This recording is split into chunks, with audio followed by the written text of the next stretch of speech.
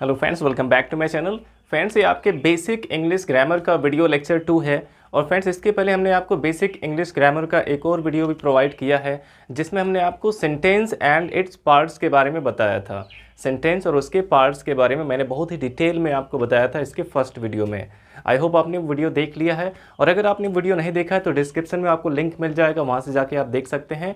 तो फ्रेंड्स, ये आपके बेसिक इंग्लिश ग्रामर का वीडियो लेक्चर 2 है, और इसमें हम जानने वाले हैं सेंटेंस और उसके टाइप्स के बारे में।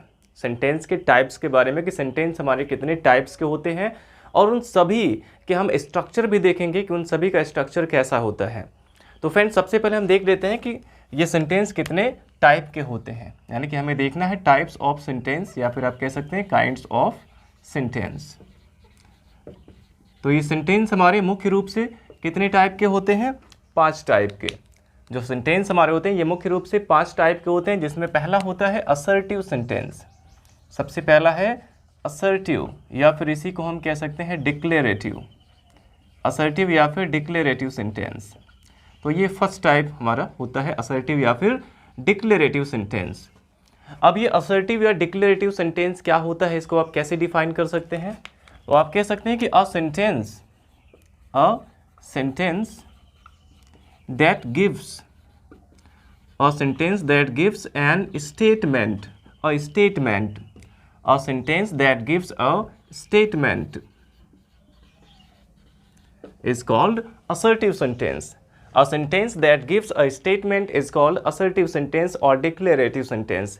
तो यानी कि एक ऐसा सेंटेंस जिसमें केवल एक स्टेटमेंट दिया जाता है, चाहे वो पॉजिटिव हो चाहे नेगेटिव हो, जिसमें हम अपनी कोई बात रखते हैं, यानी कि जिसमें हम किसी को कुछ बताते हैं। अब जैसे कहना हो कि कल मैं बाज़ार गया था, तो इसमें किसी को कुछ बताया गया कि कल मैं बाज़ार गया था। जैसे कहना हो कि मैं रोज़ सुबह 5 बजे सोकर उठता हूँ, तो यहाँ भी किसी को बताया गया कि मैं रोज़ सुबह 5 बजे सोकर उठता हूँ। तो ये क्या है? एक स्टेटमेंट है, और ये स्टेटमेंट पॉजिटिव भी हो सकता है और नेगेटिव भी हो सकता है। तो यानी कि असर्टिव सेंटेंस जो हमारे होते हैं ये एक स्टेटमेंट देते हैं, इसमें अपनी बात रखी जाती है, चाहे हाँ में और चाहे ना में। तो जब भी हम सेंटेंस में कुछ बताएंगे तो वहाँ पे वो सेंटेंस हमारा एक असर्टिव या फिर डिक्लेरेटिव सेंटेंस होगा। और देख लेते हैं जो असर्टिव सेंटेंस हमारे होते हैं ये 2 टाइप्स के होते हैं। एक तो आता है इसमें अफर्मेटिव, और एक होता है नेगेटिव। ये 2 टाइप के होते हैं, अफर्मेटिव और नेगेटिव। जो असर्टिव सेंटेंस हमारे इसमें भी 2 टाइप्स निकल के आते हैं, अफर्मेटिव और नेगेटिव। यानी कि एक ऐसा सेंटेंस जो एक स्टेटमेंट देता है उसको डिक्लेरेटिव या असर्टिव कहते हैं, और अगर वो पॉजिटिव स्टेटमेंट दे रहा है तो वो कौन सा सेंटेंस हुआ? अफर्मेटिव। अफर्मेटिव सेंटेंस क्या होगा? A sentence that gives a positive statement. यहाँ पे आप कर सकते हैं कि that gives a positive statement. Affirmative sentence क्या होगा? एक ऐसा सेंटेंस जो हमें पॉजिटिव स्टेटमेंट देता है, उसको हम लोग कहते हैं अफर्मेटिव सेंटेंस। और नेगेटिव सेंटेंस क्या होगा? That gives a negative statement. एक ऐसा सेंटेंस जो एक नेगेटिव स्टेटमेंट देता है, उसको हम लोग कहते हैं नेगेटिव सेंटेंस। तो इस तरह से फ्रेंड्स ये हमारा होता है असर्टिव सेंटेंस। असर्टिव सेंटेंस क्या है? जिसमें किसी को कुछ बताया गया हो, किसी बारे में कुछ बताया गया हो, उसमें एक स्टेटमेंट दिया जाता है। अब वो स्टेटमेंट पॉजिटिव भी हो सकता है और नेगेटिव भी हो सकता है। अगर वो स्टेटमेंट पॉजिटिव है तो सेंटेंस हमारा अफर्मेटिव होगा, और अगर वो स्टेटमेंट नेगेटिव है तो सेंटेंस हमारा नेगेटिव होगा। तो इस तरह से असर्टिव में ये 2 टाइप निकल के आते हैं, अफर्मेटिव और नेगेटिव। और ये पूरे असर्टिव सेंटेंस का पहचान क्या है? अगर कहीं पे एक असर्टिव सेंटेंस लिखा गया है तो आप उसकी पहचान कैसे करेंगे? असर्टिव सेंटेंस हमेशा सब्जेक्ट से स्टार्ट होता है।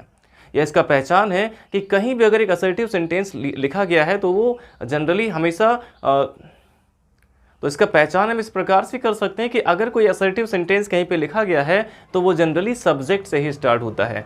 किसी सेंटेंस में अगर सबसे पहले सब्जेक्ट आया है तो इसका मतलब है कि वो एक असर्टिव सेंटेंस है। तो इस तरह से आप इसको पहचान कर सकते हैं।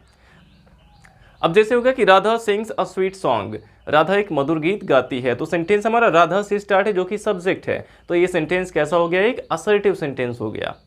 तो इस तरह से जब सेंटेंस हमारा सब्जेक्ट से स्टार्ट होगा तो वो एक असर्टिव सेंटेंस होगा, और अगर उसमें एक पॉजिटिव स्टेटमेंट है तो अफर्मेटिव है, और नेगेटिव स्टेटमेंट है तो नेगेटिव है। तो फ्रेंड्स अब हम जान लेते हैं कि इसका स्ट्रक्चर क्या होगा।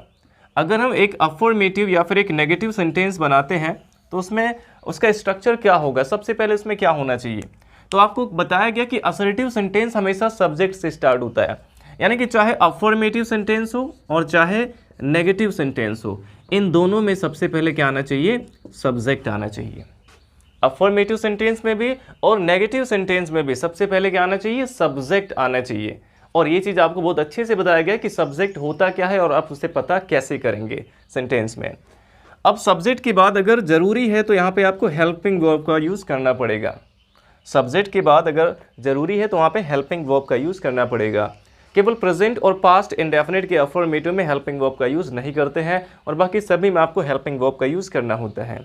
तो सब्जेक्ट के बाद क्या आना चाहिए, हेल्पिंग वर्ब आना चाहिए अफर्मेटिव सेंटेंस में, और हेल्पिंग वर्ब के बाद मेन वर्ब होना चाहिए। सबसे पहले सब्जेक्ट और उसके बाद हेल्पिंग वर्ब, फिर मेन वर्ब, और इसके बाद होना चाहिए हमारा ऑब्जेक्ट या फिर अदर वर्ड। इसके बाद ऑब्जेक्ट या अदर वर्ड होना चाहिए। तो ये स्ट्रक्चर होता है अफर्मेटिव सेंटेंस का। कोई भी एक अफर्मेटिव सेंटेंस हमें लिखना है तो उसमें सबसे पहले एक सब्जेक्ट होना चाहिए, और उसके बाद हेल्पिंग वर्ब, फिर मेन वर्ब, फिर ऑब्जेक्ट या अदर वर्ड होना चाहिए। अब एग्जाम्पल भी इसके देख लेते हैं। एग्जाम्पल जैसे मैं स्कूल जा रहा हूँ, मैं स्कूल जा रहा हूँ। तो इसमें कहा गया कि मैं स्कूल जा रहा हूँ, इसमें एक पॉजिटिव स्टेटमेंट दिया गया कि मैं स्कूल जा रहा हूँ। तो सबसे पहले इसमें क्या आना चाहिए, सब्जेक्ट आना चाहिए, क्योंकि ये एक अफर्मेटिव सेंटेंस है तो इसमें सबसे पहले सब्जेक्ट होना चाहिए। अब सब्जेक्ट कैसे हम पता करते हैं ये भी आपको बताया गया था। जहाँ पे इसमें काम हो रहा है, जो हमारा वर्ब है, उसी में आपको कौन लगा के क्वेश्चन करना है कि कौन जा रहा है। तो आंसर क्या मिला, मैं, यानी कि इसमें सब्जेक्ट है आई। अब देखिए ये प्रेजेंट कंटिन्यूअस टेंस का है तो इसमें इसका हेल्पिंग वर्ब क्या आना चाहिए, इज, एम या आर आना चाहिए। तो यहाँ पे आई के साथ एम का यूज कर देंगे। सबसे पहले आ गया सब्जेक्ट और इसके बाद हेल्पिंग वर्ब, फिर मेन वर्ब आना चाहिए। मेन वर्ब यानी इसमें कौन सा काम हो रहा है, जाने का, और क्योंकि ये कंटिन्यूअस है तो गो का आईएनजी फॉर्म यूज करेंगे। तो यहाँ पे हो गया आई एम गोइंग, मैं जा रहा हूँ। अब इसके बाद इसमें ऑब्जेक्ट तो नहीं बट अदर वर्ड यहाँ पे दिया गया कि कहाँ जा रहा हूँ, स्कूल, तो हो जाएगा टू स्कूल।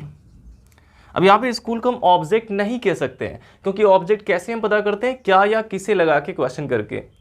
मैं क्या जा रहा हूँ या मैं किसे जा रहा हूँ, इसका कोई आंसर नहीं मिल रहा है, यानी कि यहाँ पे टू स्कूल जो है ये कोई ऑब्जेक्ट नहीं है, इसको आप अदर वर्ड कह सकते हैं। ये हो गया I am going to school. तो ये अफर्मेटिव सेंटेंस था, तो इसका स्ट्रक्चर क्या हुआ, सबसे पहले आ गया सब्जेक्ट, फिर हेल्पिंग वर्ब, फिर मेन वर्ब और फिर ऑब्जेक्ट या अदर वर्ड।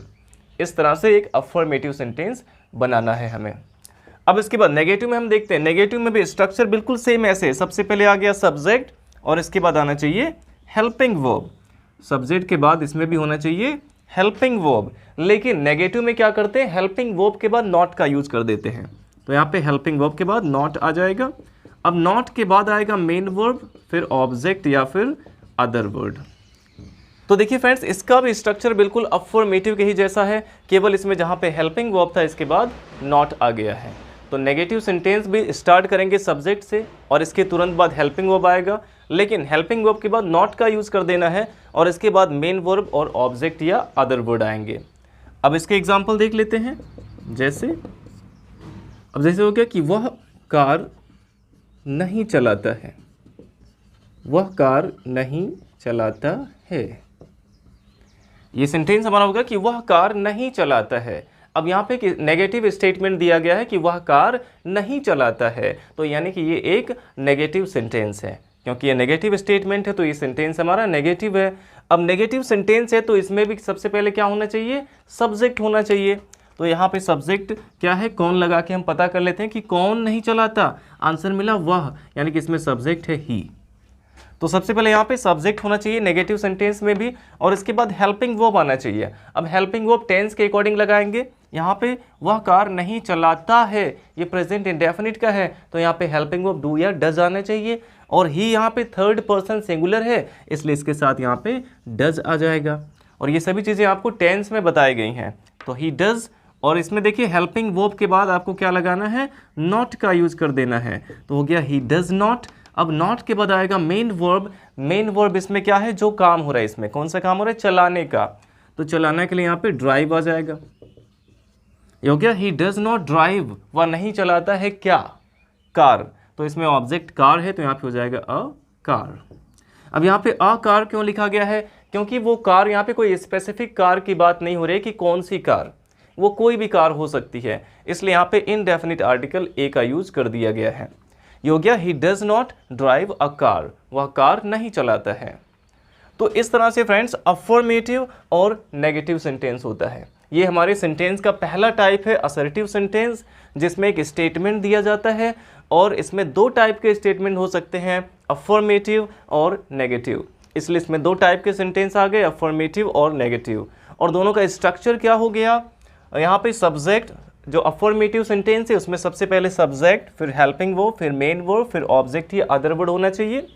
और नेगेटिव सेंटेंस में भी सबसे पहले सब्जेक्ट, फिर हेल्पिंग वर्ब, लेकिन हेल्पिंग वर्ब के बाद नॉट लगा देंगे, फिर मेन वर्ब, फिर ऑब्जेक्ट और अदर वर्ड होना चाहिए। तो इस तरह से फ्रेंड्स ये होता है हमारा असर्टिव सेंटेंस। अब आप चाहें तो इसका स्क्रीनशॉट ले लीजिए और इसके बाद हम नेक्स्ट टाइप देख लेते हैं। तो फ्रेंड्स अब हम जान लेते हैं अपने सेकंड टाइप के सेंटेंस के बारे में, जिसको हम कहते हैं इंट्रोगेटिव सेंटेंस। ये हमारा होता है इंट्रोगेटिव सेंटेंस।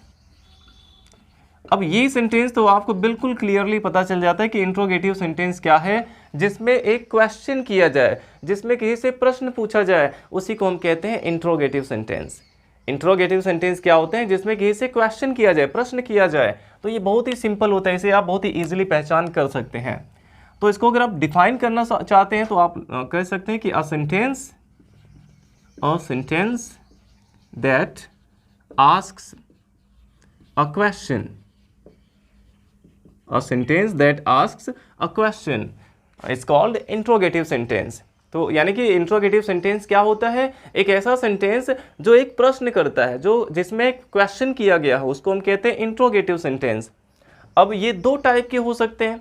इंट्रोगेटिव सेंटेंस जो हमारे होते हैं ये दो टाइप के हो सकते हैं, एक होता है डायरेक्ट इंट्रोगेटिव और एक होता है इनडायरेक्ट इंट्रोगेटिव। क्योंकि जब हम किसी से क्वेश्चन करते हैं तो दो टाइप के क्वेश्चन हम करते हैं, हम लोगों से दो टाइप के क्वेश्चन करते हैं।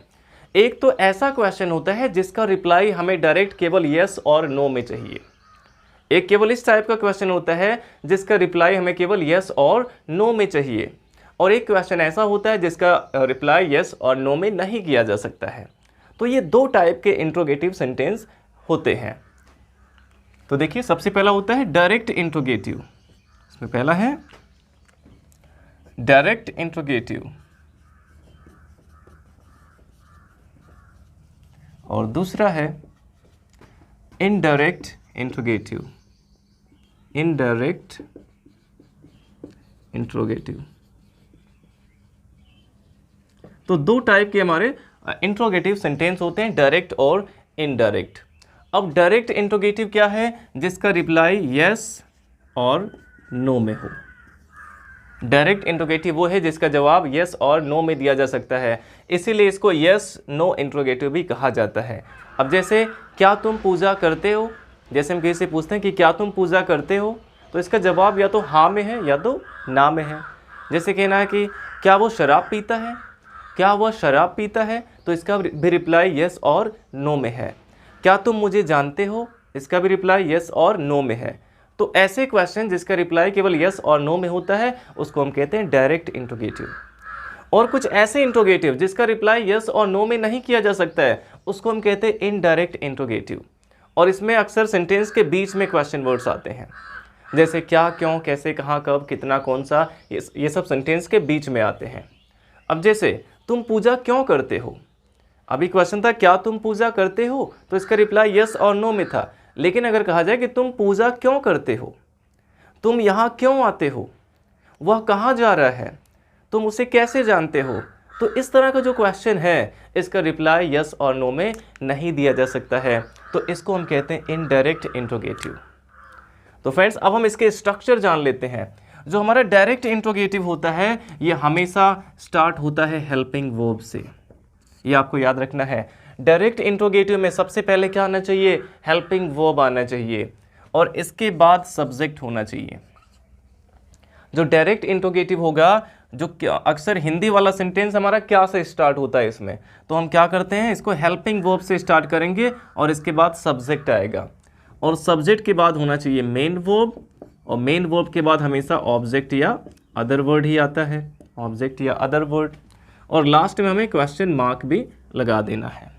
तो सबसे पहले हेल्पिंग वर्ब, फिर सब्जेक्ट, फिर मेन वर्ब, फिर ऑब्जेक्ट और फिर अदर वर्ड आएंगे। और जो हमारा इनडायरेक्ट इंट्रोगेटिव है, इसका भी स्ट्रक्चर बिल्कुल सेम रहेगा, बिल्कुल ऐसे रहेगा। केवल हमें क्या करना है कि जो क्वेश्चन वर्ड सेंटेंस के बीच में आया होगा उसको हम सबसे पहले ला के रख देंगे, यानी कि हेल्पिंग वर्ब के भी पहले ला के वो क्वेश्चन वर्ड रख देंगे। इसमें हम क्वेश्चन वर्ड नहीं लिखते हैं, इसमें जब क्या आता है, मान लीजिए हिंदी वाले सेंटेंस में क्या आ गया, तो क्या की अंग्रेजी सेंटेंस में कहीं नहीं लिखी जाती है। लेकिन अगर वही क्या सेंटेंस के बीच में आ गया तो सबसे पहले आपको यहाँ पे व्हाट लगाना पड़ेगा। जब इनडायरेक्ट इंट्रोगेटिव होगा, क्वेश्चन वर्ड्स बीच में आएंगे, तो सबसे पहले क्या आना चाहिए, क्वेश्चन वर्ड होना चाहिए। सबसे पहले आ जाएगा क्वेश्चन वर्ड, और उसके बाद सेम यही स्ट्रक्चर होगा, क्वेश्चन वर्ड के बाद आ जाएगा हेल्पिंग वर्ब, और हेल्पिंग वर्ब के बाद आ जाएगा सब्जेक्ट, और सब्जेक्ट के बाद होना चाहिए मेन वर्ब, और मेन वर्ब के बाद ऑब्जेक्ट या अदर वर्ड आ जाएगा, और यहाँ भी लास्ट में क्वेश्चन मार्क लगा देंगे। तो ये स्ट्रक्चर होता है डायरेक्ट और इनडायरेक्ट इंट्रोगेटिव का। अब इसके हम एग्जाम्पल भी देख लेते हैं। देखिए जैसे हैं, क्या तुम मेरा नाम जानते हो। जैसे क्या तुम मेरा नाम जानते हो। अब इसका रिप्लाई केवल यस और नो में है कि हाँ या ना, क्या तुम मेरा नाम जानते हो। तो यहाँ पे देखिए क्या से स्टार्ट है सेंटेंस हमारा, और इसका रिप्लाई भी यस और नो में है, यानी कि ये है एक डायरेक्ट इंट्रोगेटिव। और इसको जब हम बनाएंगे सेंटेंस को, तो इसमें सबसे पहले क्या आना चाहिए, हेल्पिंग वर्ब, और इसके लिए हमें पहले इसका टेंस समझना होगा। तो इसमें जानते हो प्रेजेंट इंडेफिनिट है, तो ये यहाँ पे हेल्पिंग वर्ब क्या आना चाहिए, डू या डज होना चाहिए। प्रेजेंट इंडेफिनिट में हेल्पिंग वर्ब डू या डज होना चाहिए। अब यहाँ पे सब्जेक्ट हमारा यू है, तो इसमें हेल्पिंग वर्ब डू आ जाएगा। सबसे पहले हेल्पिंग वर्ब आ गया डू, और इसके बाद सब्जेक्ट होना चाहिए यू, ये हो गया डू यू, और फिर मेन वर्ब आएगा जो कि इसमें जानना है, तो हो गया नो, डू यू नो। अब क्या जानते हो, ऑब्जेक्ट इसका क्या है, मेरा नाम, यानी कि माय नेम। तो सेंटेंस हमारा हो गया कि do you know my name, क्या तुम मेरा नाम जानते हो। और एग्जांपल देख लीजिए, जैसे कहना हुआ कि क्या तुमने ताजमहल देखा है। जैसे क्या तुमने ताजमहल देखा है। अब इसका भी जवाब हमें हाँ या ना में चाहिए, तो सबसे पहले इसमें हेल्पिंग वर्ब होना चाहिए। अब ये किस टेंस में है, क्या तुमने ताजमहल देखा है, यानी कि इसमें बात हो रही है कि बचपन से लेकर, पैदा होने से लेकर अब तक क्या तुमने कभी ताजमहल देखा है। तो इसमें लाइफ के एक्सपीरियंस की बात हो रही है, तो ये प्रेजेंट परफेक्ट टेंस में बनेगा, और प्रेजेंट परफेक्ट का हेल्पिंग वर्ब हैज़ या हैव होता है। तो सबसे पहले यहाँ पे हेल्पिंग वर्ब आ जाएगा हैव, क्योंकि सब्जेक्ट यू है तो इसके साथ हैव आएगा, और फिर सब्जेक्ट लिखेंगे यू, हैव यू। अब सब्जेक्ट के बाद क्या होना चाहिए, मेन वर्ब। मेन वर्ब इसमें क्या है, कौन सा काम हो रहा है, देखने का, तो यहाँ पे हो जाएगा सीन, हैव यू सीन। अब क्या देखा है, ताजमहल, ये हमारा ऑब्जेक्ट है, तो हो जाएगा द ताजमहल। तो ये सेंटेंस हमारा बन गया कि have you seen the Taj Mahal. इस तरह से हमें बनाना है डायरेक्ट इंट्रोगेटिव। इसमें कहीं भी देखिए क्या तो आया है, लेकिन क्या की अंग्रेजी व्हाट सेंटेंस में कहीं नहीं लिखी गई है। इसमें स्टार्टिंग में क्या आता है, लेकिन इसकी अंग्रेजी कहीं नहीं लिखी जाती है। और अगर यही क्या सेंटेंस के बीच में होता तो सबसे पहले हमें व्हाट लगाना पड़ता। अब हम देख लेते हैं इनडायरेक्ट इंट्रोगेटिव। तो इसके एग्जाम्पल देख लेते हैं, जैसे वह तुम्हें क्यों चिढ़ाता है। ये सेंटेंस हमारा है कि वह तुम्हें क्यों चिढ़ाता है। अब इसमें देखिए सबसे पहले यहाँ पे देखना होगा कि इसमें जो क्वेश्चन वर्ड आया हुआ है वो सेंटेंस के बीच में है। इसका रिप्लाई यस और नो में नहीं हो सकता है। ये क्वेश्चन तो है कि वह तुम्हें क्यों चिढ़ाता है, लेकिन इसका रिप्लाई यस और नो में नहीं हो सकता है। तो ये किस टाइप का इंट्रोगेटिव है, इनडायरेक्ट इंट्रोगेटिव है, जिसमें क्वेश्चन वर्ड्स बीच में होते हैं, तो उसकी अंग्रेजी हम सबसे पहले लिखते हैं। तो सबसे पहले हम क्यों के लिए लिखेंगे, यहाँ पे क्यों के लिए वाई का यूज कर देंगे। सबसे पहले यहाँ पे आ गया वाई, और क्वेश्चन वर्ड के बाद हेल्पिंग वर्ब। अब देखिए किस टेंस में है, प्रेजेंट इंडेफिनिट, तो डू या डज आना चाहिए, और सब्जेक्ट हुआ है थर्ड पर्सन सिंगुलर, तो यहाँ पे डज आ जाएगा। सबसे पहले आ गया क्वेश्चन वर्ड, फिर हेल्पिंग वर्ब हो गया डज, और हेल्पिंग वर्ब के बाद क्या आना चाहिए, सब्जेक्ट, तो यहाँ पे हो जाएगा ही, वाई डज ही, और सब्जेक्ट के बाद मेन वर्ब होना चाहिए। मेन वर्ब इसमें चिढ़ाना है, जिसकी अंग्रेजी होती है टीज, हो गया वाई डज ही टीज, और किसे चिढ़ाता है, तुम्हें, यानी कि यू इसका ऑब्जेक्ट है, और लास्ट में क्वेश्चन मार्क लगा देंगे, हो गया why does he teach you. तो इसमें सबसे पहले क्वेश्चन वर्ड, फिर हेल्पिंग वर्ब, फिर सब्जेक्ट, फिर मेन वर्ब, और फिर ऑब्जेक्ट या अदर वर्ड लिख के क्वेश्चन मार्क लगा देंगे। इस तरह से हमारा होता है ये इनडायरेक्ट इंट्रोगेटिव। और इसके बाद देखिए फ्रेंड, इसी में इंट्रोगेटिव नेगेटिव भी आता है, जो हमारे क्वेश्चन, कुछ क्वेश्चन हमारे नेगेटिव भी होते हैं, इंट्रोगेटिव नेगेटिव उनको कहा जाता है। तो उसमें क्वेश्चन वर्ड के साथ साथ नहीं शब्द भी आ जाता है, क्वेश्चन वर्ड के साथ साथ नहीं भी आ जाता है। अगर सेंटेंस में क्वेश्चन वर्ड है और उसके साथ साथ नहीं भी आ गया है, तो नॉट का यूज आपको करना होता है सब्जेक्ट के बाद। ये चीज़ आप याद रखेंगे, इंट्रोगेटिव नेगेटिव में हमेशा नॉट का यूज करते हैं सब्जेक्ट के बाद। नॉट यानी कि नहीं, दो टाइप के सेंटेंस में आ सकता है, नेगेटिव में और इंट्रोगेटिव नेगेटिव में। लेकिन नेगेटिव में नॉट कहाँ पे आता है, हेल्पिंग वर्ब के बाद, और इंट्रोगेटिव नेगेटिव में नॉट कहाँ पे आएगा, सब्जेक्ट के बाद। अब जैसे होता कि क्या तुम मेरा नाम नहीं जानते हो, अगर इसमें नहीं भी आ जाता, क्या तुम मेरा नाम नहीं जानते हो, तो इसमें नॉट कहाँ पे आना चाहिए, सब्जेक्ट के बाद। यहाँ पे सब्जेक्ट यू है, इसके बाद हो जाएगा नॉट, यानी कि do you not know my name. तो जब भी क्वेश्चन वर्ड के साथ साथ नहीं भी आ जाएगा, तो आपको नॉट का यूज़ कहाँ पे करना है, सब्जेक्ट के बाद करना है। ऐसे यहाँ पे वह तुम्हें क्यों नहीं चिढ़ाता है, मान लो सबको चिढ़ाता है, तो तुम्हें क्यों नहीं चिढ़ाता है, अब इसमें भी नहीं आ गया मान लीजिए, तो यहाँ पे नॉट कहाँ पे आना चाहिए, जहाँ पे सब्जेक्ट हमारा है, वाई डज ही, यहाँ पे सब्जेक्ट ही है, ही के बाद नॉट हो जाएगा, why does he not teach you. इस प्रकार से इंट्रोगेटिव नेगेटिव को हम बनाते हैं। तो आई होप फ्रेंड्स आपको ये इंट्रोगेटिव सेंटेंस भी बिल्कुल अच्छे से समझ में आ गया होगा। ये अलग बात है, इसमें कुछ क्वेश्चन वर्ड्स ऐसे होते हैं जिसके थोड़े रूल डिफरेंट हो जाते हैं। अब जैसे सेंटेंस में अगर हु आ गया, अगर हु आ जाता है तो उसको बिल्कुल असर्टिव की तरह बनाया जाता है। अगर सेंटेंस में हु आ गया क्वेश्चन वर्ड, तो उसको असर्टिव की तरह बनाते हैं। अब जैसे हो गया कि तुम्हें अंग्रेजी कौन पढ़ाता है, तुम्हें अंग्रेजी कौन पढ़ाता है। अब यहाँ पे देखिए कौन, ये हमारा क्वेश्चन वर्ड है, लेकिन इसमें कोई सब्जेक्ट नहीं है। तुम्हें अंग्रेजी कौन पढ़ाता है, कौन लगाने पर ही तो सब्जेक्ट पता चलेगा, वही तो इसमें पूछा गया सब्जेक्ट के ही बारे में। यानी कि इसमें सब्जेक्ट हम किसको मान लेंगे, इसी कौन को ही सब्जेक्ट मानेंगे, और ये सेंटेंस हमारा बिल्कुल असर्टिव की तरह बनेगा। यानी कि अगर इसमें नहीं भी है तो बनेगा नेगेटिव की तरह, और अगर नहीं आया है तो अफर्मेटिव की तरह बनाएंगे। तो सबसे पहले इसमें कौन यानी कि हु को बना देंगे सब्जेक्ट, ये हु हो गया हमारा सब्जेक्ट। और अफर्मेटिव सेंटेंस में इसमें देखिए नहीं आया है, तो ये अफर्मेटिव तरह बनेगा। तो अफर्मेटिव में सब्जेक्ट के बाद क्या आना चाहिए, हेल्पिंग वर्ब, और इसमें हेल्पिंग वर्ब लगेगा नहीं क्योंकि ये अफर्मेटिव सेंटेंस है प्रेजेंट इंडेफिनिट का। तो प्रेजेंट इंडेफिनिट के अफर्मेटिव की तरह बनाना है, जिसमें हम हेल्पिंग वर्ब का यूज़ नहीं करते हैं। तो इसमें सब्जेक्ट के तुरंत बाद V1 या V5 आता है, जो कि इसमें पढ़ाना है, और हु यहाँ पे सिंगुलर है, तो यहाँ पे क्या हो जाएगा, टीचर्स, हु टीचर्स। अब किसे पढ़ाता है, तुम्हें, तो यहाँ पे हो जाएगा यू, हु टीचर्स यू, और क्या पढ़ाता है, इंग्लिश। अब ये सेंटेंस हमारा बन गया कि हु टीचर्स यू इंग्लिश। अब देखिए ये इंट्रोगेटिव की तरह नहीं बना है कि क्वेश्चन वर्ड के बाद हेल्पिंग वर्ब आएगा। यहाँ पे क्वेश्चन वर्ड के तुरंत बाद वर्ब आ गया है, हेल्पिंग वर्ब नहीं आया, क्योंकि हु यहाँ पे एक सब्जेक्ट का ही काम कर रहा है, तो इसको अफर्मेटिव की तरह बनाया गया है। तो ये चीज़ आपको याद रखना है। कुछ क्वेश्चन वर्ड्स ऐसे जो होते हैं, आपको टेंसेस के माध्यम से उसको समझा दिया जाएगा। आई होप आपको ये इंट्रोगेटिव सेंटेंस अब बिल्कुल अच्छे से समझ में आ गया होगा। अब इसके बाद हम नेक्स्ट टाइप देख लेते हैं, आप इसका स्क्रीनशॉट ले लीजिए। तो फ्रेंड्स अब हम देख लेते हैं इसका थर्ड टाइप, जो कि होता है इम्पेरेटिव सेंटेंस।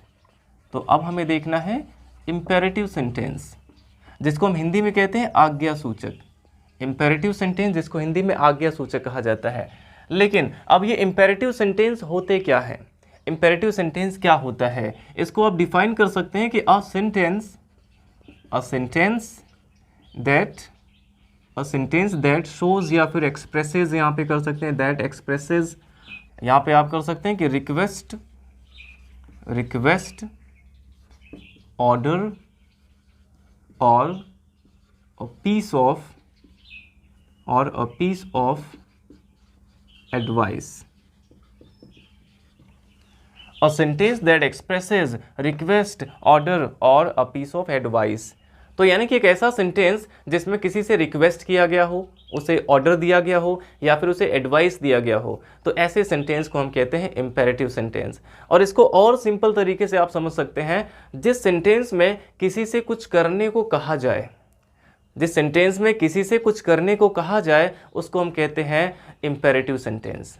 इम्पेरेटिव सेंटेंस आप जितने भी देखेंगे उसमें किसी से कुछ करने के लिए कहा जाता है। जैसे दरवाज़ा खोल दो, जैसे हो गया दरवाज़ा खोल दो, या फिर इधर आओ, खड़े हो जाओ, जल्दी करो, या फिर कह सकते हैं कि मेरे साथ घूमने चलो, मुझे अपनी कलम दे दो, मुझे अपनी कलम दे दो, या फिर कहना है कि चलो खेला जाए, चलो नाचा जाए। तो इस तरह के जो सेंटेंसेस हैं इसमें देखिए किसी से कुछ करने के लिए कहा गया है। तो जब भी सेंटेंस में किसी से कुछ करने के लिए कहा जाए तो वो एक इम्पेरेटिव सेंटेंस है। और इसका पहचान क्या है कि इम्पेरेटिव सेंटेंस में सब्जेक्ट नहीं लिखा जाता है। इम्पेरेटिव सेंटेंस में सब्जेक्ट लिखा नहीं जाता है, इसमें सब्जेक्ट यू छिपा रहता है बट लिखा नहीं जाता है। तो इम्पेरेटिव सेंटेंस जो होते हैं इसका स्ट्रक्चर क्या होता है, इसमें सबसे पहले आता है हमारा मेन वर्ब, यानी कि वर्ब की फर्स्ट फॉर्म होती है, इसमें वर्ब की फर्स्ट फॉर्म होती है और ऑब्जेक्ट या अदर वर्ड होता है। बस ये दो चीज़ें इसमें होती हैं, वर्ब और ऑब्जेक्ट, ये दो चीज़ें इसमें आ सकती हैं। तो ये होता है इसका स्ट्रक्चर इम्पेरेटिव सेंटेंस का।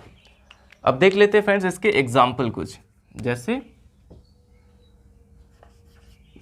मुझे अपनी कलम दो। जैसे कहना कि मुझे अपनी कलम दो, तो मुझे अपनी कलम दो, इसमें हम देखेंगे सबसे पहले वर्ब आना चाहिए। वर्ब इसमें क्या है, क्या करने की बात हो रही है, कलम देने की बात हो रही है। मुझे अपनी कलम दो, यहाँ पे किसी से कुछ करने के लिए कहा गया कि मुझे अपनी कलम दो, तो इसमें वर्ब हमारा दो है यानी कि देना है। तो इसके लिए सबसे पहले यहाँ पे क्या आना चाहिए, गिव आना चाहिए। तो पहले यहाँ पे क्या हो जाएगा, गिव, और इसके बाद इसमें ऑब्जेक्ट होना चाहिए, और ऑब्जेक्ट इसमें दो हैं, किसे दो, मुझे क्या दो, अपनी कलम। दो ऑब्जेक्ट है तो पहले इनडायरेक्ट वाला ऑब्जेक्ट आएगा मुझे के लिए, मी हो जाएगा, गिव मी, अपनी कलम, योर पेन। तो ये हो गया हमारा एक imperative sentence, give me your pen. और इसके अलावा देखिए अगर कि इसमें एक तरह से देखा जाए तो ऑर्डर दिया गया है, अगर रिक्वेस्ट किया जाए तो इसके पहले प्लीज़ लगा सकते हैं कि please give me your pen, कृपया मुझे अपनी कलम दो। तो ये क्या हो जाएगा, please give me your pen. इस तरह से इसमें रिक्वेस्ट हो गया। अब अगर एडवाइस दिया गया है, जैसे हो गया कि अपनी दवाएं नियमित रूप से खाओ। जैसे कहना है कि अपनी दवाएं नियमित रूप से खाओ, तो अपनी दवाएं नियमित रूप से खाओ, यहाँ पे सबसे पहले वर्ब होना चाहिए क्योंकि इम्पेरेटिव सेंटेंस है। तो वर्ब इसमें खाना के लिए क्या हो जाएगा, अगर दवा खाने की बात होती है तो वहाँ पे हम खाना के लिए टेक का यूज़ कर सकते हैं, तो यहाँ पे टेक हो जाएगा, टेक यानी खाओ। अब क्या खाओ, अपनी दवा, इसमें ऑब्जेक्ट क्या है, अपनी दवाएं, यानी कि your medicine, take your medicine. अब कैसे खाओ, नियमित रूप से, ये यहाँ पे एक एडवर्ब आ गया है, नियमित रूप से, तो इसके लिए हो जाएगा रेगुलरली। तो इसमें केवल एक वर्ब आता है, एक ऑब्जेक्ट आता है। इस तरह से ये इसका स्ट्रक्चर होता है। और कुछ सेंटेंसेज में जिसमें किसी को कुछ करने से मना किया जाता है उसका स्टार्टिंग आप डोंट से करते हैं, और इस तरह के सेंटेंस आप डेली लाइफ में अपने बहुत ज़्यादा यूज़ करते हैं। अगर किसी को कुछ करने से मना किया गया होता है, जैसे अगर कहना है कि हंसो मत, हंसो मत, इसमें हंसने से मना किया गया, तो यहाँ पे सबसे पहले क्या आना चाहिए, इसमें डोंट आ जाएगा, सबसे पहले डोंट, और इसके बाद जो आपका वर्ब है वो लिखेंगे। और अगर वर्ब के बाद कोई ऑब्जेक्ट या अदर वर्ड है तो उसको भी लिख दिया जाएगा। केवल क्या करेंगे, इसमें इसके पहले डोंट लगा देंगे। अगर उसमें किसी को मना किया गया है कोई काम करने से तो वर्ब के पहले क्या आ जाएगा, डोंट आ जाएगा या फिर डू नॉट। और एग्जाम्पल देख लेते हैं, जैसे कहना है मुझे परेशान मत करो, मुझे परेशान मत करो। अब इसमें परेशान करने से मना किया गया है, तो सबसे पहले यहाँ पे डू नॉट या फिर डोंट आ जाएगा। अब परेशान करना, डोंट के बाद वर्ब होना चाहिए, वर्ब है परेशान करना, यानी कि डिस्टर्ब या फिर इरिटेट यहाँ पे लगा सकते हैं। डोंट डिस्टर्ब मुझे के लिए मी, ये हो गया डोंट डिस्टर्ब मी, मुझे परेशान मत करो। और इसमें कुछ ऐसे भी सेंटेंसेज होते हैं जिसमें लेट का भी यूज़ किया जाता है। लेट का भी यूज़ किया जाता है जब उसमें दो या दीजिए आता है, वर्ब के बाद दो या दीजिए आ जाए, कोई काम करने दो या करने दीजिए, इस तरह का जब सेंटेंस होता है। जैसे कहना है कि मुझे सोने दो, जैसे कहना है कि मुझे सोने दो, तो इसमें देखिए सोने यहाँ पे एक वर्ब है, इसके बाद दो या दीजिए आ गया। जब एक वर्ब के बाद दो या दीजिए आ जाए तो समझ जाना कि यहाँ पे सबसे पहले हमें लेट का यूज़ करना है, सबसे पहले लेट का यूज़, और इसके बाद ऑब्जेक्ट आना चाहिए, किसे, मुझे, यानी कि मी, लेट मी। अब क्या करने दो, वर्ब की फर्स्ट फॉर्म आएगी स्लीप, तो इसका स्ट्रक्चर क्या होगा, सबसे पहले लेट, फिर ऑब्जेक्ट, फिर यहाँ पे वर्ब आएगा, लेट मी स्लीप, और वर्ब की फर्स्ट फॉर्म होती है। और जैसे कहना है कि उसे घर जाने दो, उसे घर जाने दो, तो उसे घर जाने दो, इसमें सबसे पहले लेट, अब किसे जाने दो, उसे, हिम, कहाँ जाने दो, घर, go home, let him go home. तो सबसे पहले यहाँ पे लेट, फिर ऑब्जेक्ट आएगा, इनडायरेक्ट ऑब्जेक्ट, और इसके बाद मेन वर्ब आएगा, और फिर अदर वर्ड आ जाएगा। तो जब भी ऐसा स्ट्रक्चर होगा, मुझे जीने दो, मुझे मरने दो, मुझे जाने दो, मुझे खाने दो, मुझे ये करने दो, मुझे वो करने दो, इस तरह का जब सेंटेंस होगा तो उसमें लेट से स्टार्टिंग करते हैं। और इसमें एक और टाइप के सेंटेंस आपको मिल जाते हैं जिसमें प्रपोजल यानी कि प्रस्ताव रखा जाता है, प्रपोजल यानी कि प्रस्ताव रखा जाता है। जैसे चलो ये काम किया जाए, इस तरह का सेंटेंस होगा, चलो गोलगप्पे खाया जाए, चलो चाय पिया जाए, या फिर चलो क्रिकेट खेला जाए, चलो घूमने चलें। तो इस तरह का जब हम प्रपोजल रखते हैं किसी के सामने तो उसको भी हम इम्पेरेटिव सेंटेंस की कैटेगरी में रखते हैं। अब जैसे कहना हो कि चलो एक खेल खेला जाए, चलो एक खेल खेला जाए, तो यहाँ पे देखिए प्रपोजल रखा गया, प्रस्ताव रखा गया कि चलो एक खेल खेला जाए। तो यहाँ पे सबसे पहले क्या आना चाहिए, इसमें लेट्स आ जाएगा, लेटस या फिर लेट्स हो जाएगा। सबसे पहले इसमें आपको लेट अस या फिर लेट्स का यूज़ करना है, और इसके बाद वर्ब आएगा, क्या किया जाए, खेला जाए, यानी कि प्ले, लेट्स प्ले, चलो खेला जाए। ऐसे चलो डांस किया जाए तो लेट्स डांस। अब इसके आगे क्या है कि एक खेल, इसके हो जाएगा अ गेम। तो सेंटेंस हो गया let us play a game या फिर लेट्स प्ले अ गेम। इस तरह से फ्रेंड्स इतने टाइप के आपको इंपेरेटिव सेंटेंस मिलते हैं, और इन सभी में किसी में भी सब्जेक्ट नहीं लिखा गया है, लेकिन इन सभी में सब्जेक्ट यू छिपा रहता है। और सब्जेक्ट यू ही क्यों छिपा रहता है, क्योंकि हम कह रहे हैं कि दरवाज़ा बंद कर दो, तो दरवाज़ा कौन बंद करेगा, जो मेरी बात को सुन रहा है, उसी से हम कह रहे हैं, जो मेरी बात को सुन रहा है। और सुनने वाला हमेशा होता है सेकंड पर्सन, और सेकंड पर्सन में क्या, कौन सा प्रोनाउन आता है, यू आता है, और इसीलिए इसमें हमेशा सब्जेक्ट यू छिपा रहता है। तो आई होप फ्रेंड्स ये इंपेरेटिव भी आपको बिल्कुल क्लियरली समझ में आ गया होगा। अब इसके बाद हम नेक्स्ट टाइप देख लेते हैं। अब फ्रेंड्स इंपेरेटिव के बाद हमारा चौथा टाइप होता है, इसको आप कह सकते हैं ऑप्टेटिव सेंटेंस, ऑप्टेटिव सेंटेंस। अब ये ऑप्टेटिव सेंटेंस क्या होते हैं, सबसे पहले ये जान लेते हैं। तो ऑप्टेटिव सेंटेंस क्या होंगे, अ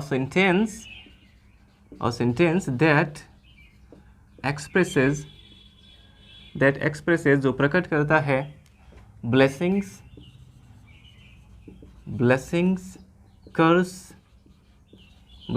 कर्स, प्रेयर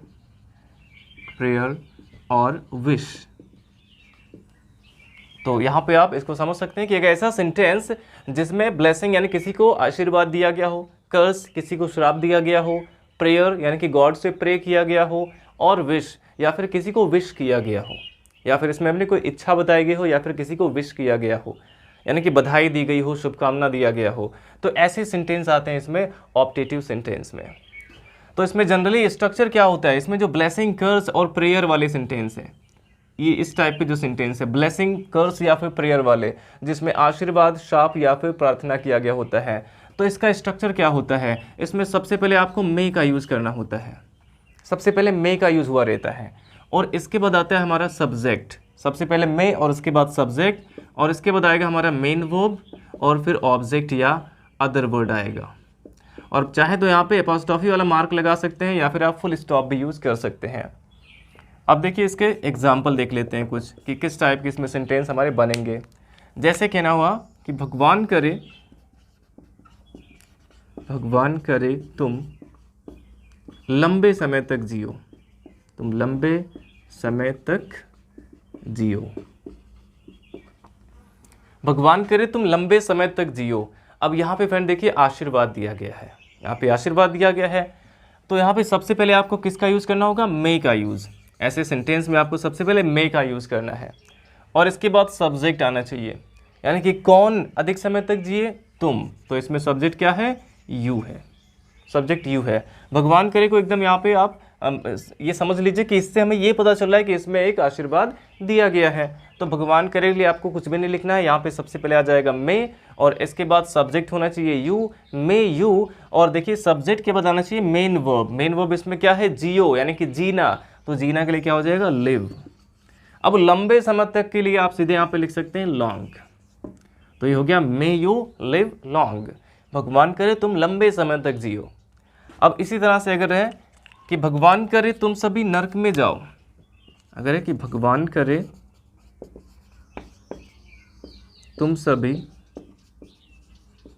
नरक में जाओ, तो यहाँ पे शाप दिया गया है। तो इसमें भी क्या करना है आपको, सबसे पहले मे का यूज़ कर देंगे और इसके बाद सब्जेक्ट आना चाहिए। सब्जेक्ट क्या है, तुम सभी, यानी कि you all, may you all. और इसके बाद हमारा मेन वर्ब होना चाहिए। मेन वर्ब है जाओ, तो जाना के लिए गो, और कहाँ पे जाओ, नर्क में, तो इसके लिए हो जाएगा to hell, to hell. May you all go to hell. तो इसमें एक शाप दिया गया है। और अगर गॉड से प्रे किया जाए, जैसे रहे कि भगवान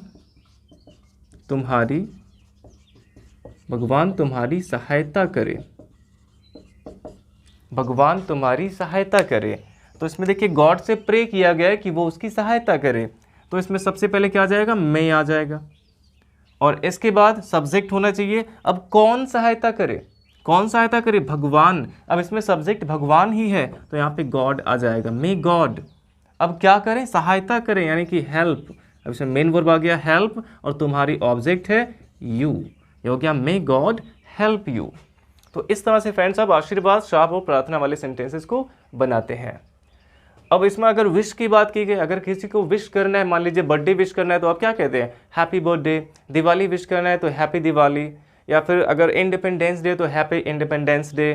तो इस तरह से विश करने के लिए आप हैप्पी का यूज़ करते हैं इसमें। तो फ्रेंड्स आई होप आपको ये ऑप्टेटिव सेंटेंस अब समझ में आ गया होगा। आप इसका स्क्रीनशॉट ले लीजिए और इसके बाद हम इसका लास्ट टाइप देख लेते हैं। अब फ्रेंड्स हमारा पांचवा और लास्ट टाइप है इसका, जिसको हम कहते हैं exclamatory sentence. Exclamatory sentence, exclamatory sentence. अब ये एक्सक्लामेटरी सेंटेंस क्या होते हैं, इसको आप विस्मय बोधक कहते हैं। जब हमें कोई चीज़ देख के बिल्कुल आश्चर्य हो जाता है, हम बिल्कुल शॉक्ड रह जाते हैं कोई चीज़ देख के, तब हम जो सेंटेंस यूज़ करते हैं वो होता है एक एक्सक्लामेटरी सेंटेंस। मान लीजिए कोई चीज़ हमने एक्स्ट्रा ऑर्डिनरी चीज़ देख ली, हमने एक्स्ट्रा ऑर्डिनरी चीज़ देख ली, जैसी चीज़ हमने पहले कभी ना देखी हो, तो उसे देखकर आपके मुंह से जो सेंटेंस निकलेगा वो अक्सर क्या होता है, एक एक्सक्लामेटरी सेंटेंस होता है। तो आप कह सकते हैं कि अ सेंटेंस, इसको ऐसे डिफाइन कर सकते हैं कि a sentence that expresses a sudden और स्ट्रॉन्ग फीलिंग, एक ऐसा सेंटेंस जो हमारी अचानक से या फिर एक स्ट्रॉन्ग फीलिंग को एक्सप्रेस करता है, व्यक्त करता है, उसको हम कहते हैं एक्सक्लामेटरी सेंटेंस। और फ्रेंड्स इसमें आपको दो टाइप के सेंटेंस मिलते हैं, एक तो जिसमें पूरा का पूरा सेंटेंस हमारा एक्सक्लामेटरी होगा, और जो दूसरा टाइप होगा उसमें केवल एक इंटरजेक्शन, यानी कि एक एक्सक्लामेटरी वर्ड का यूज़ करने के बाद का जो सेंटेंस हमारा होगा वो एक असर्टिव सेंटेंस रख दिया जाता है।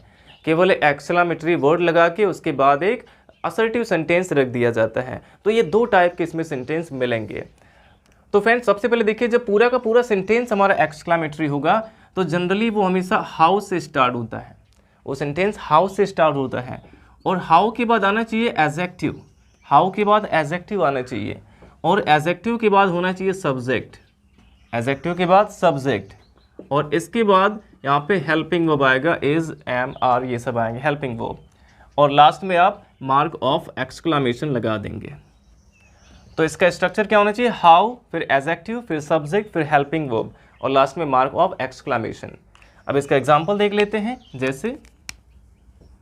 जैसे कहना हुआ कि यह बागीचा कितना सुंदर है। जैसे हो गया कि यह बागीचा कितना सुंदर है, तो इसमें सबसे पहले क्या होना चाहिए, सबसे पहले यहाँ पे हाउ आना चाहिए। यहाँ पे सबसे पहले हो गया हाउ और इसके बाद एडजेक्टिव होना चाहिए। एडजेक्टिव कैसे पता चलेगा, कैसा लगा के, बगीचा कैसा है, सुंदर है, यानी कि ब्यूटीफुल, ये यहाँ पे हमारा एडजेक्टिव है। तो हाउ ब्यूटीफुल, और इसके बाद सब्जेक्ट यानी जिसके बारे में बात हो रही है, किसके बारे में बात हो रही है, यह बागीचा, यानी कि दिस गार्डन, और लास्ट में हेल्पिंग वर्ब आएगा। यहाँ पे है आया हुआ है तो इज का यूज करेंगे। ये हो गया how beautiful this garden is. इस तरह से आप एक्सक्लामेटरी सेंटेंस बना सकते हैं। अब देखिए फ्रेंड्स, इसमें कुछ ऐसे सेंटेंस होते हैं जिसमें एडजेक्टिव नहीं आता है, तो ऐसे सेंटेंस को कैसे बनाएंगे। जैसे कहना हो कि क्या मौका है, तो यहाँ पे आप क्या करेंगे, वॉट ए या फिर वॉट एन का यूज़ करते हैं। ऐसे सेंटेंस में आप वॉट ए या फिर वॉट एन का यूज़ करते हैं। तो मौका के लिए अगर हम चांस का यूज़ करते हैं तो ए आएगा, जैसे वॉट अ चांस, क्या मौका है। अगर आप अपॉर्चुनिटी लगाते हैं तो एन आ जाएगा, वॉट एन अपॉर्चुनिटी, क्या मौका है। तो इस तरह के भी सेंटेंस इसमें मिलते हैं। जनरली ऐसे ही सेंटेंस आपको मिलते हैं, जैसे हो गया how beautiful this garden is, या फिर हो गया कि how fine the weather is, मौसम कितना अच्छा है। तो इस तरह के सेंटेंस इसमें जनरली मिलते हैं। और दूसरा टाइप का सेंटेंस जिसमें केवल एक इंटरजेक्शन होता है और उसके बाद का सेंटेंस हमारा असर्टिव ही होता है। जैसे हाय मेरे दादाजी मर गए, हाय मेरे दादाजी मर गए। तो यहाँ पे देखिए एक दुख वाली बात है कि हाय मेरे दादाजी मर गए, तो यहाँ पे एक दुख वाली बात हो रही है और इसमें केवल एक इंटरजेक्शन आया हुआ है हाय। तो इसके लिए आप किसका यूज़ करते हैं, अलास का। जब भी दुख वाली बात होती है तो वहाँ पे आप अलास का यूज़ करते हैं। और इसके बाद का जो सेंटेंस है मेरे दादाजी मर गए, ये एक असर्टिव सेंटेंस है, तो इसको आप असर्टिव के रूल से आपको लिखना होगा। जैसे हो गया कि माई grandfather has died, alas my grandfather has died. तो इस तरह से फ्रेंड्स इसमें सेकेंड टाइप का जो सेंटेंस होता है, इसमें एक यहाँ पे इंटरजेक्शन आएगा और इसके बाद का जो सेंटेंस होगा वो एक असर्टिव सेंटेंस होगा। और इसमें जो इंटरजेक्शंस आते हैं ये आपने शायद पढ़ा होगा कि जिसमें हुर्रा आता है, हुर्रा से क्या होता है, खुशी का बोध होता है, अलास से दुख का बोध होता है, या फिर ओह इसमें आ सकता है, वाव हो गया। तो ये सभी क्या कहलाते हैं, एक्सक्लामेटरी वर्ड्स कहलाते हैं, या फिर इसको आप इंटरजेक्शन भी कह सकते हैं। या फिर गुड हेवेंस हो गया। तो ये सभी चीज़ें किस में आती हैं, ये सभी आते हैं एक्सक्लामेटरी सेंटेंस में। तो आई होप फ्रेंड्स आपको ये पांचों टाइप का सेंटेंस बिल्कुल अच्छे से समझ में आ गया होगा। वीडियो अच्छा लगा हो तो लाइक करिएगा, और अगर आप ऐसे ही वीडियोस अगर आप स्टार्टिंग से पूरा ग्रामर सीखना चाहते हैं तो हमारे चैनल से जुड़े रहें और अपने सभी फ्रेंड्स को भी हमारे वीडियोज़ को शेयर ज़रूर करिएगा। Thanks for watching.